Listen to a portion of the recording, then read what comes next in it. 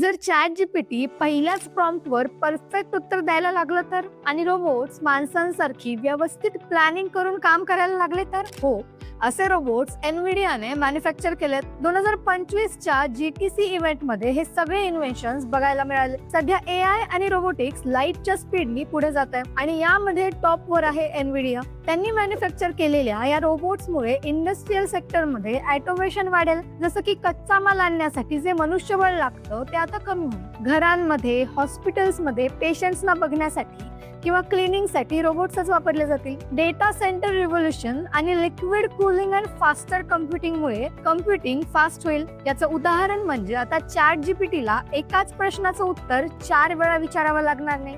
GeForce 5090 Blackwell रिव्होल्युशनमुळे तुम्ही आता GTA ultra realistic graphics सोबत खेळू शकता. किती भारी ना? एआय पॉवर सेल्फ ड्रायव्हिंगमुळे ज्या सेल्फ ड्रायव्हिंग गाड्या आहेत त्या गाड्यांना रस्त्यावरचे ऑब्स्टॅकल्स डिटेक्ट करता येतील. येणारी जाणारी माणसंही दिसतील आणि ड्रायव्हिंग सुद्धा सेफली केली जाईल. एआय मुळे कसले बदल होत आहेत नाही? हो, आलोय आता आपण एआयच्या युगात. Gaming, self driving cars, AI super computers आणि ह्युमनाइड रोबोट्स, एनव्हिडिया आपल्या भविष्यातील तंत्रज्ञान घडवत आहे. आणि खरं सांगायचं तर पुढे काय येणार याची उत्सुकता सुद्धा लागली आहे. So keep learning and keep exploring.